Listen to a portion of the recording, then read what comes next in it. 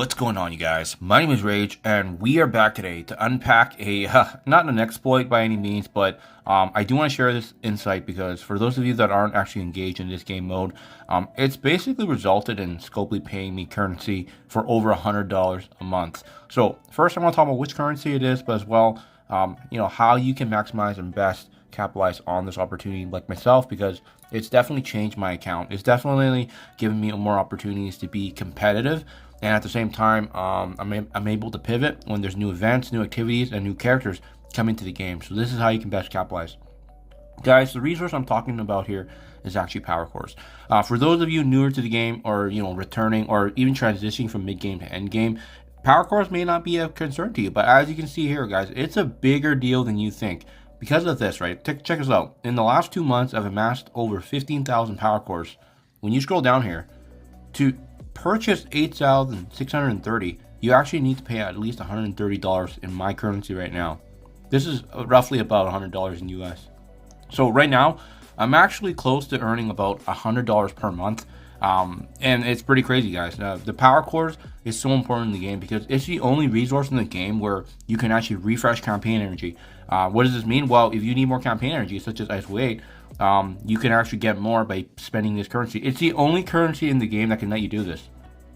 The other unique aspect of power cores and why it's so important is because when new characters come into the game, and check this out, Pavitra was just added into the game here, and I do believe, his Mambutton motion orbs are still in game, and for each orb that you can purchase here, giving you a minimum of 6 stars, it costs 675. This is how I was able to unlock Black Knight right when his initial release was added into the game. I spent about 6,000 power cores, and with the right RNG, you can actually get a character of that. Typically, it takes about 8,000 to unlock a character, so obviously I had a bit of luck aspect, but as you can see right here, guys, 15,376 in my account right now. That could almost unlock me 2 brand new characters upon their release. And again, the ability to pivot, being able to refresh energy, being able to go through, like, let's just say there was that zombie juggernaut event that was very recent, and you could actually refarm the nodes, right? Say for instance here, I'll just use my energy here. Okay, this is not gonna be enough, but if there's a node that obviously you can't refresh anymore, you can actually spend the 50 power cores, so that way it gives you another avenue to farm the nodes once again. And this is all coming from, in my opinion, it's either the top or second most important game mode in the game, which is Arena. Arena is where you're going to be able to succeed and thrive by earning power cores. And you just check the rewards here, right? I think staying in the top 50 is absolutely the beautiful spot because you're basically earning close to $50 to $60 in power cores per month. Right now, I'm earning well over $100 because I'm typically in this top 10, top 20 range. As you can see, that difference is giving me an extra 50 power cores, which, by the way, it compounds daily, and then that compounds for a full month and so forth. So obviously, it scales very, very well if you're in the top 3, top 5. But yeah, guys, this is crazy because I'm free to play, and I would say this game mode right here, the why you should invest in it is because all the reasons I just listed on how powerful this resource is, and at the same time, it's also the most achievable. What do I mean by that? Well, you don't need to be, going through and, upgrading 20 plus, 30 plus characters for, let's say, Apocalypse or Dark Dimension. You only need 7 to 8 of the best characters in the game, and mind you, it actually now does not include Super Skrull because Super Skrull has completely been countered by Black Knight himself. Now, I'm not going to rehash everything, guys, and give you some gameplay footage because other content creators have done the same. But what I will do is I will link each of my Arena video guides below if you guys are interested in how I've been able to counter all the meta. Because as you'll see here, there's the same generic teams that you're always going to be seeing day in, day out, right? So let me just go through a quick cycle with you here. You usually see this combination here of Secret Defenders mixed in with Black Knight or Apocalypse. And then you might see those odd variations of Void Knight, Quicksilver, Black Cat's thrown in there. Let's hit refresh here to see who else is different. No, nothing's different. Just the Secret Defenders plus Black Knight. So my point is this. You only need to invest in 7 to 8 characters so that way you can counter all of the meta teams. And this is the best part. Why I say this is the most competitive way for free to play to actually gain a to bridge that gap between spenders and being free to play is that I don't belong in this bracket whatsoever. My TCP, let me show you guys. My TCP has always been the lowest in the top 15, top 20. I'm 42 million TCP, and just check this out. Even looking at the top 5, top 6 right now, I'm dealing with, we Pizza. He's well over 100 million. Mr. Vor 63, Lick 49. So Lick is doing really good he's punching above his weight class. Good for him. We got Brayuzo at 58, Justin here at 65, Big Slick here at 52. So my point is this, right?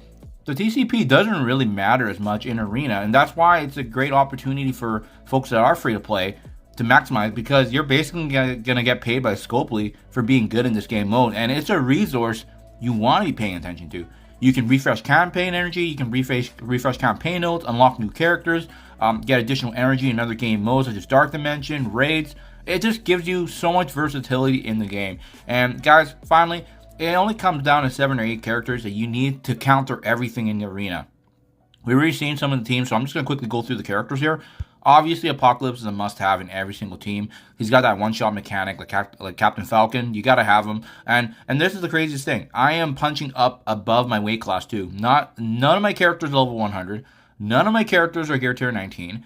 And we're still able to punch up because of the fact that it's an arena meta where it's based on counters. It's based on teams that work better against other teams. Another good one here is Ghost Rider Robbie Reyes. Personally, I've seen him kind of falling off a bit, but I'm still bringing him into Dark Dimension 7, so that's why he has value here right now. But I don't see him as recurring as the previous teams. Kang the Conqueror is selective in certain niches, but the best thing about all these characters is that they're going to have value just beyond even just the arena meta. So they're going to be getting you power cores, but they're also going to give you an opportunity to pivot in the game. Miss Marvel Hard Light, she's basically a soft counter for APOC when he does use his ultimate there.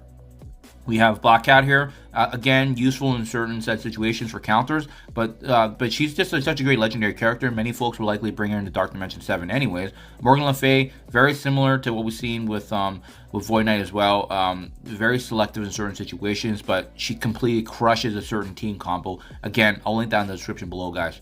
Black Knight, you need to have him now on defense. He's a direct counter Super Scroll. He makes Super Scroll basically useless in the arena meta, which is why it's so important. Void Knight, again, useful in certain situations, but he's really, really good as a counter to Black Knight, and that's why he's gotten value. Those 7-8 characters, guys, that's all you need in the arena meta to stay in the top 20, top 50, and that's how I've been able to get basically this amazing currency in the game.